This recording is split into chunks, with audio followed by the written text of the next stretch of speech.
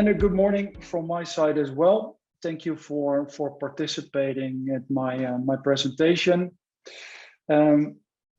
Short introduction about myself. I'm here today representing the ITAM Forum, where I am the workstream lead for the certification track. And in my normal day job, I'm managing director for Softline Solutions, which is a IT asset management specialist.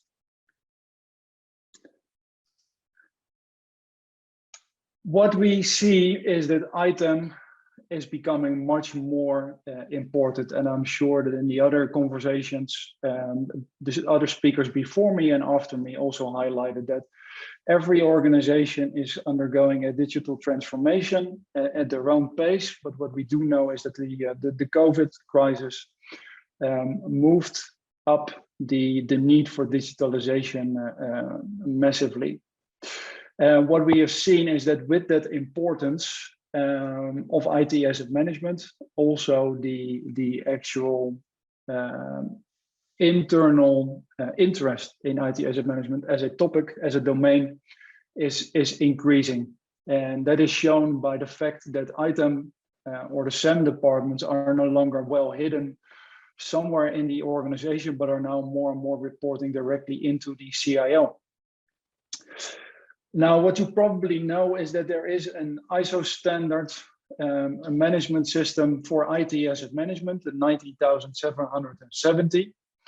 And with the importance of IT asset management, that standard also gets more and more important. And with a recent survey done by the ITAM review, is shown that 76% of the participants acknowledge that the ISO standard itself is very relevant for their daily activities. And that is also the reason why we are here today. But first, a few words about the ITAM Forum itself. The ITAM Forum is a gathering of people who have a joint interest to increase the awareness and maturity of ITAM in the market. So far, ITAM has been quite a niche by itself, but it needs to be getting out of the niche area into the more into the general part of the organizations, and the ITAM Forum is driving for that to do that. It is a non-profit organization led by end users. And is based on collaboration, bringing people together and let them working together. There are 4 objectives to achieve the mission. First one is to do enablement, increase the number of ITAM professionals in the industry as a whole, and let the ITAM professionals connect to each other, learn from each other, and with that grow as a whole industry.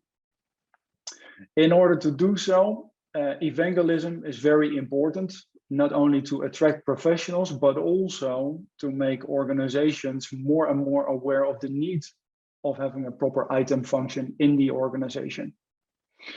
The ITAM Forum wants to facilitate the community, to bring the professionals together, bring the end user organizations together. And last but certainly not least is also to have set up a certification scheme for end user organizations to certify themselves. Small overview of the board of trustees. As I said, these are the people that determine the strategy for the ITAM Forum for the coming year, and every year the board of trustees is being refreshed with new people from the industry, new ideas coming on board.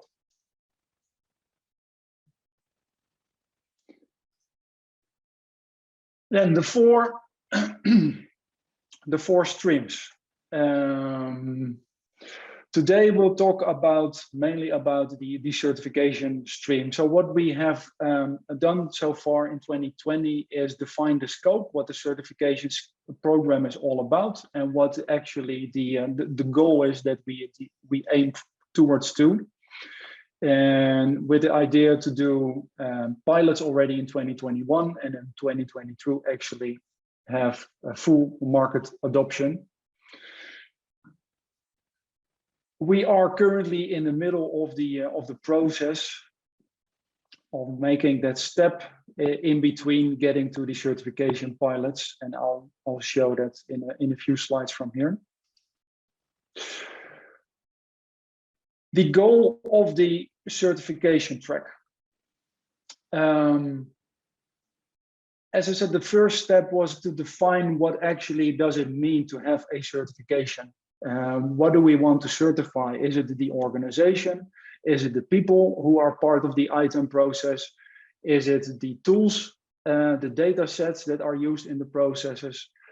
And in the conversations we had, this is the definition that we agreed on.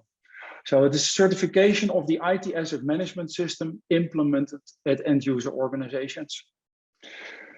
That means basically that it is an assessment of the ISO 19770-1 implementation at an organization. The -1 describes the actual requirements an organization should meet in order to have a proper ITAM function.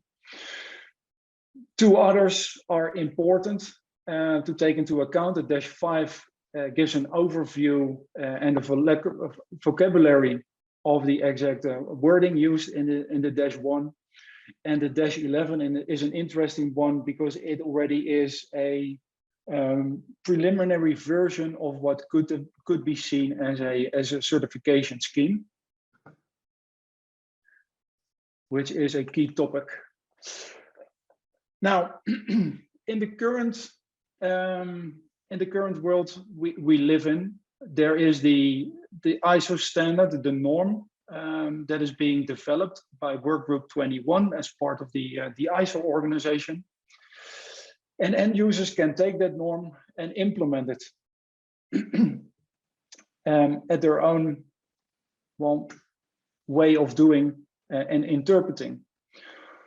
But who actually determines the quality of the actual implementation?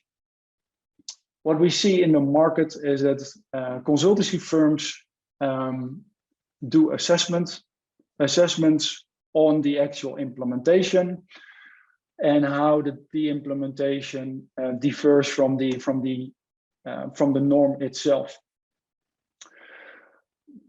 But in most cases, those assessments are being done by organizations that also do the actual implementation of the ISO standard with that specific customer. So is it really an independent, trusted organization that gives a statement about the quality of the actual implementation? And this has been the challenge over the last years with ITAM being in the niche role where it currently is.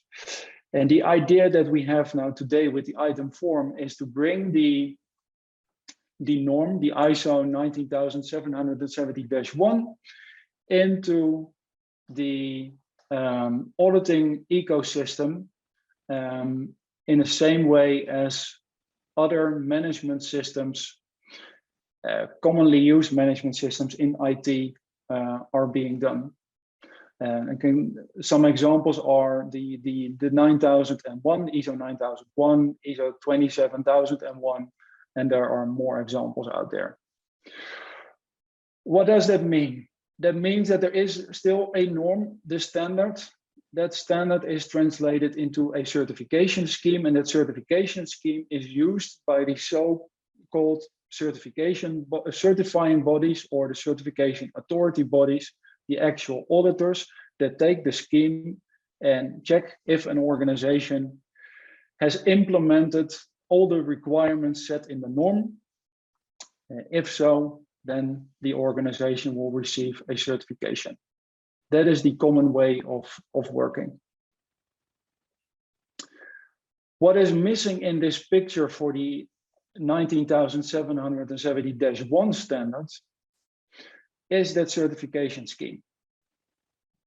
Normally, certification schemes become to be when the market comes together, creates the scheme, and gets a consensus about the scheme, and then the scheme is being put into the system to be managed. And in this case, the ITAM Forum took up the gloves to actually start creating that certification scheme, and that is exactly what we are doing and aiming for in the certification track. Are there any questions so far? So far, Dennis, nobody's typed any questions into the Q&A box or to the chat. It's very interesting. I think people are just absorbing what's going on. So if you'd like to continue. I will, thank you. So what is a certification scheme? At first, it describes what actually is part of that conformity assessment. And in this case of the 19770-1, we're talking about a management system, not a product, not a service, but just a management system. Next to that, there is a description on how the conformity assessment is being done. And last but not least, who is allowed to actually do a conformity assessment? What are the requirements we set to the auditor, to the auditing organization, etc., etc. And a lot of that is already arranged in the ISO 17011 standards on what a auditing assessment body should be meeting from a requirements perspective. So how do we get to this certification scheme? It is quite a project and a lengthy one. That was a little bit too quick. We started off earlier this year, just before summer, where in June, July, we had the formal call for experts. The role for experts is an important one, because that committee of experts are the actual people who will determine how that certification scheme will look like. So it's not the people from the board of trustees in the ITAM Forum. It is the industry as a whole that had the opportunity to be part of that committee of experts.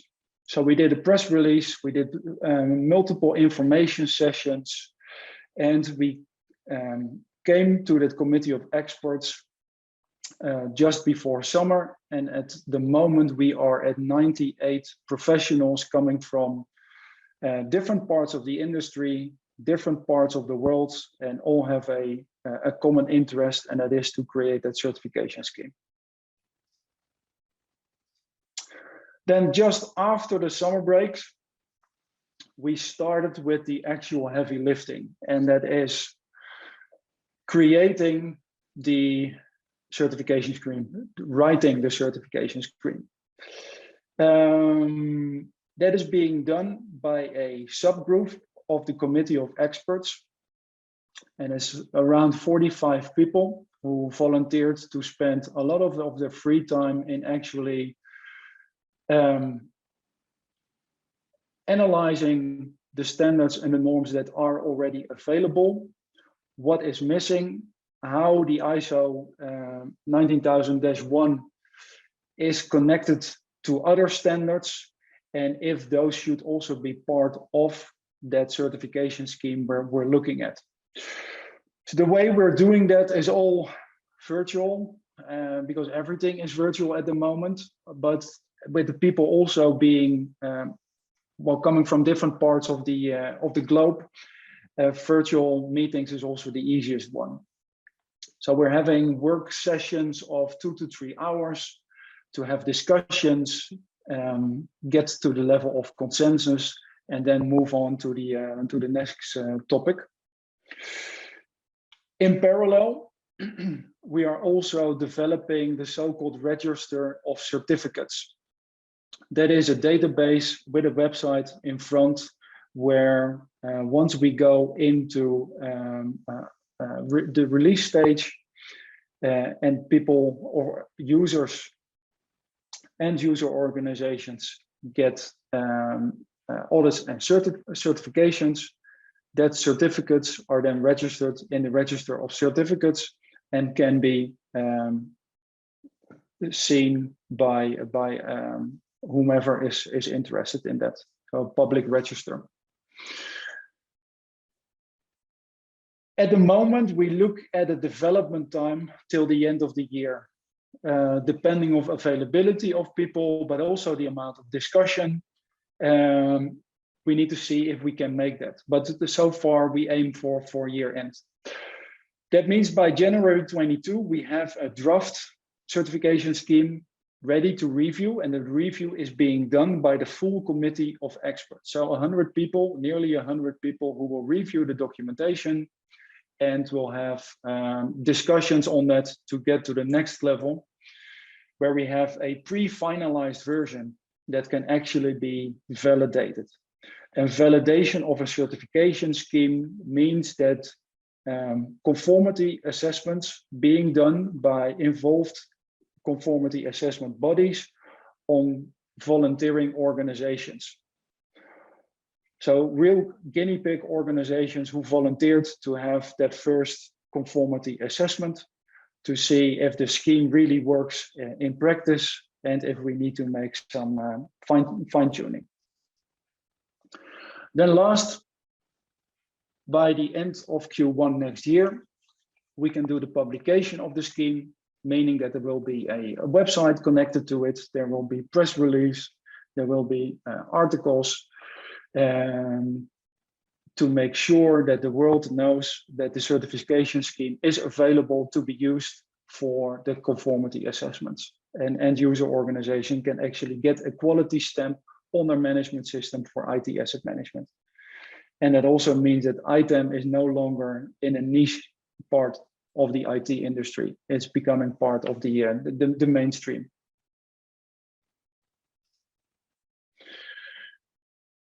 The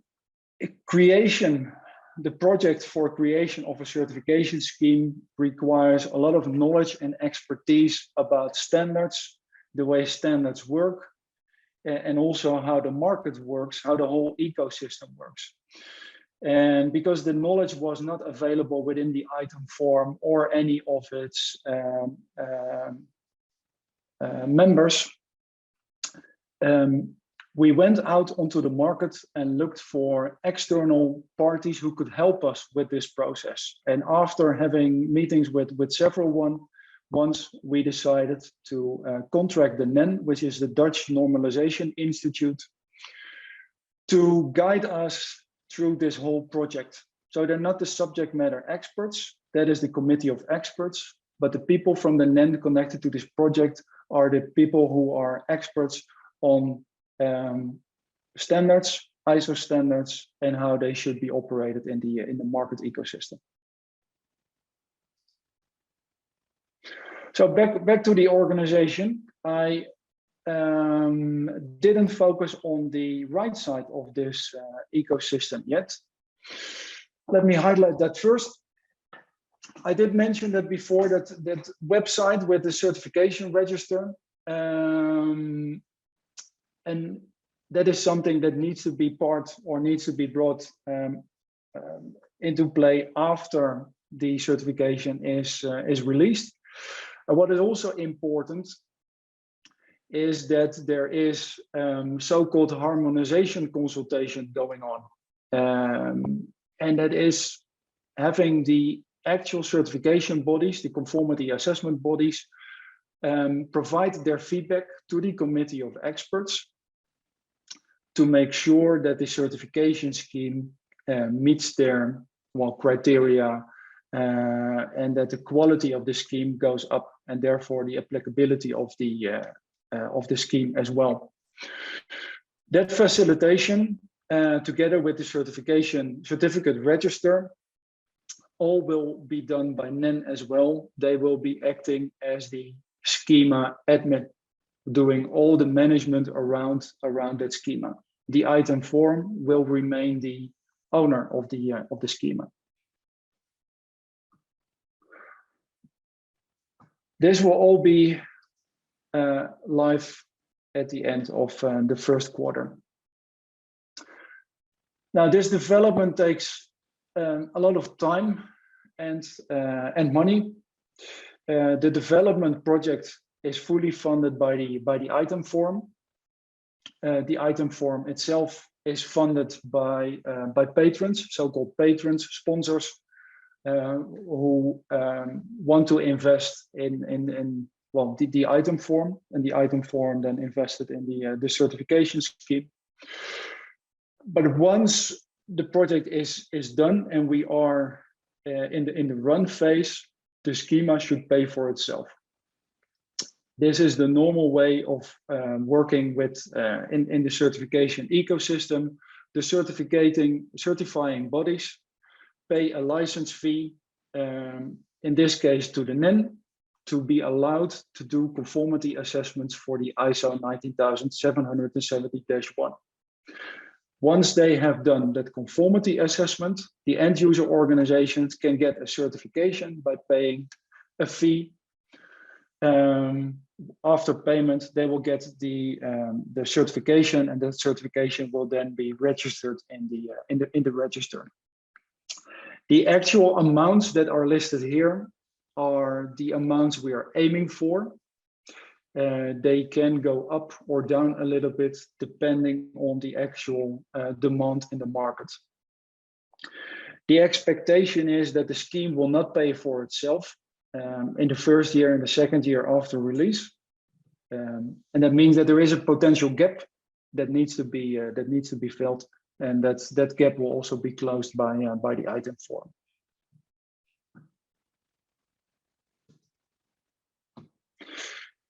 If you are interested to follow our progress, please visit the ITAM Forum website. And if you're also interested to participate in the ITAM Forum, sign up as a member, and you'll get a lot of information shared. That brings us to the Q&A part. If we have any questions now, Arthur.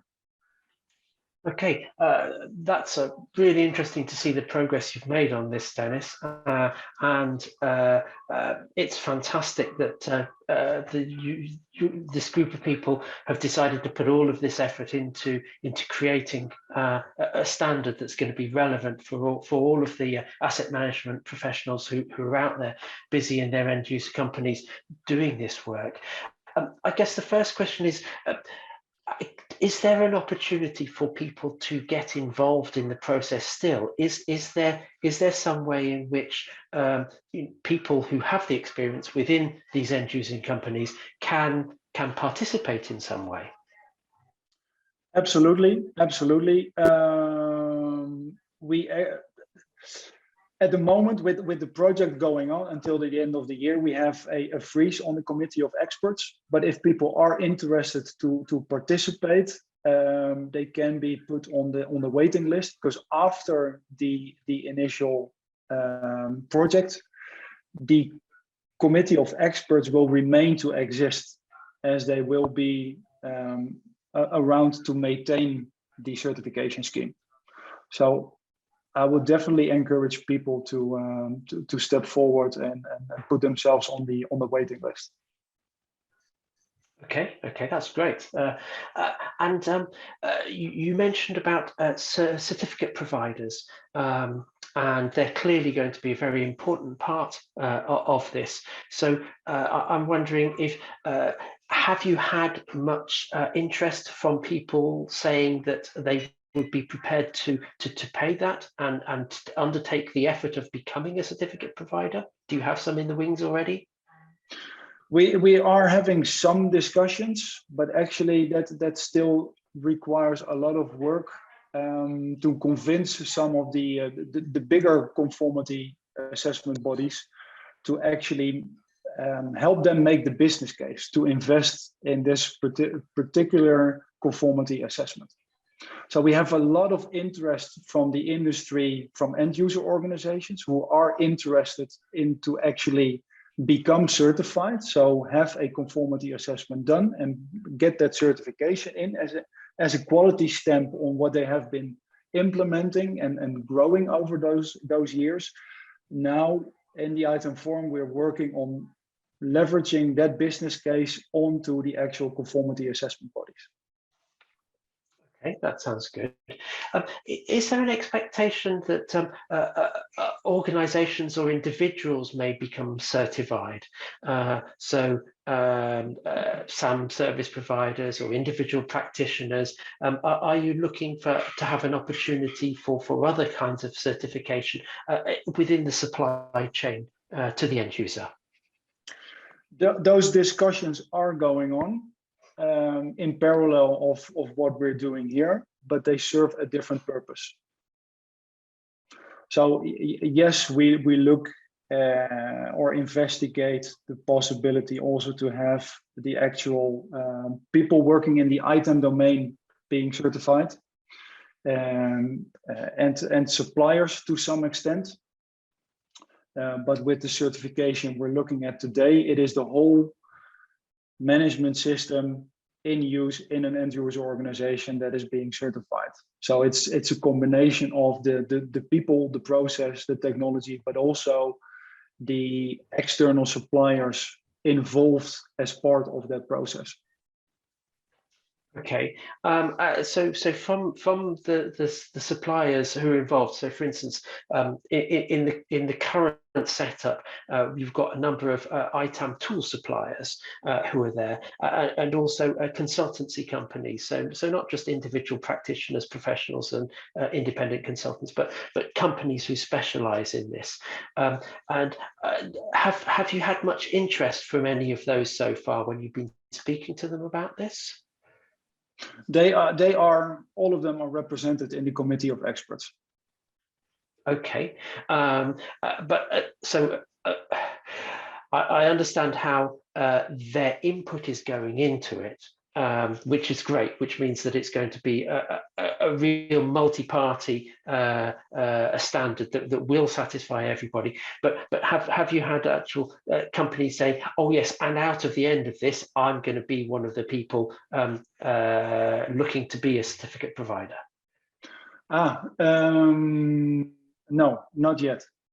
Not yet, and that is because being a conformity assessment body, a formal auditor, is a business line by itself. So that means you have to meet the requirements set in the ISO 19770-1 standard that arranges the requirements for auditors. That is a completely different business line from being an ITAM expert. Okay, I understand. Right, okay. If there are, so it's really good to see that people are starting to pop up questions. Please do open up the Q&A box or the chat box if you prefer, and write in your questions so that Dennis can address them for you live now. We've got a question. Are vendors like IBM and Oracle bought into this? Have you had any interest from major vendors? Because at the end of the day, within the audit process, which is so important to end user companies in protecting their investment and their liabilities, have you had any word or involvement in the expert committee from major vendors? Major software vendors? We actually do, and that I'm also happy that some of them actually stepped up to and be part of the committee of expert, because that really shows that the full ITAM industry is being represented. The examples given here, IBM and Oracle are not, but some other vendors are. Okay. Well, at least some of them are. I guess IBM and Oracle are renowned for being the ones who come chasing, maybe more than others. But yeah, it's good that the vendors are interested. Also, I've been asked if you could just, whilst we're looking at these questions, if you could move the slides back a couple of slides until we get to the fees for the certification. Yeah. That's right. That's good. Just so that people can understand and see and evaluate, what that could mean to their organization. Yeah, it's the certification fee by itself is not a huge amount, and then as a certification manager is a non-profit organization by itself. The only reason why there has to be a fee is to cover the cost, the operational cost for the actual management. So with a market adoption going up, more organizations being certified would mean that the certification fee for end users could go down as well. Okay. But at the end of the day, I think a fee of that value is small compared with many projects that these organizations would run. So it does seem reasonable. Yeah. What I think is it's good to underline, Arthur, that this fee is just to receive their certificate and have that certificate registered. It is not to pay for the conformity assessment. So the actual fees charged by the auditors is not included in this. Okay, that's very good that you cleared that up, because that does extend the understanding. But hopefully organisations will be familiar with having implemented other similar standards. So these more or less seem to tally with what they might have experienced in other areas of their quality assessments. On the certification fees for end users, have you actually managed to reach out to many end user organizations and establish the level of interest in this already? We have discussed it multiple times already during information sessions, and also within the ITAM Forum board meetings with the end user trustees. And most, if not all, of the trustees actually said that they want to volunteer already to take the certification. But I guess we won't be able to do a validation with all of them, meaning that some will have to come after the actual release. But yes, there is a lot of interest. Okay, that's really good. Not surprising with something like this. So just back to the auditor fees, we've got a question come in asking, do you have a rough estimate of what typical auditor fees might actually be? Actually, I don't, and but it is an interesting question, because a lot of what we write in the actual certification scheme describes how the conformity assessment is being done, and with the how also means how much work is involved for the auditor, which checks needs to be done, how much of the data needs to be seen, needs to be verified, etc., etc. So what that will mean will come later in time, once we have more visibility on the final scheme. Yeah, okay. And I guess if you're starting to talk to potential certifying bodies, people whose line of business is to actually carry these assessments and audits out, then hopefully they would be in a position to give you a rough estimate of what kind of range of fees clients could expect. That might be a useful thing to ask for as you're going through this process. Yeah. Okay. Can you name any providers who have agreed as partners? I would if I could, but so far we haven't got any conformity assessment body that actually said yes, we will do the assessments. Okay. So once we have them, they will be made publicly available on the website, and as part of the press releases we will do over time. So if you want to be kept in the loop, please visit the website and sign up for that. Okay, and also as far as ITAM tool suppliers or ITAM consultancy companies, although you may have some representation on the committee of experts. Have you had any of those companies saying that they would like to be involved in the certification process in the end? Do you mean end user organizations? No, so this is about partner organizations, tool suppliers, consultants. Right. Yeah, they all are. They all are. So we have some SEM tool providers or ITAM tool providers. We have some SEM consultancy firms. We have some contractors, end user organizations, software vendors, all in that committee of experts. All right. Just for people who might be aware of the marketplace, any names that you'd be prepared to mention off the top of your head, if you can think of any?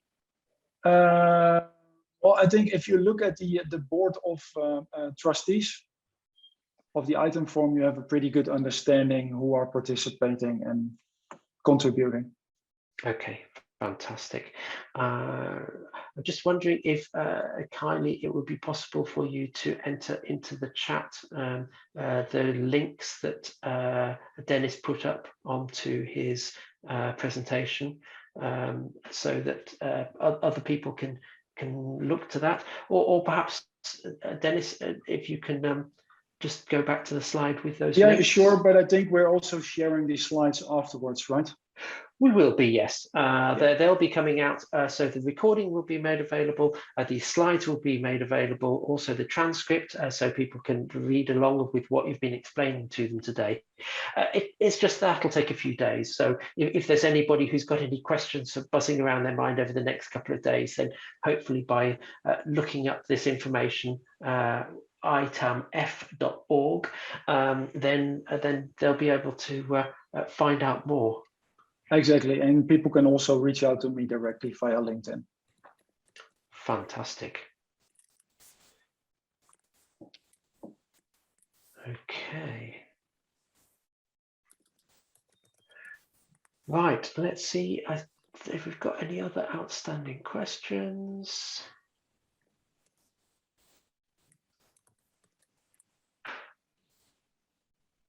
That looks like we've covered it. Any last minute questions coming in? Okay. Well, in that case, it remains for me to say thank you very much, Dennis, for coming and explaining this journey that you're on, for where it's come from, who's involved, and how it's going to look like at the end. It sounds like a really interesting development for our segment of the industry, a very welcome step forward in making asset management a grown-up member of the technology team. Absolutely. Thank you, Arthur, for that. And thank you for having me here today. That's been a pleasure.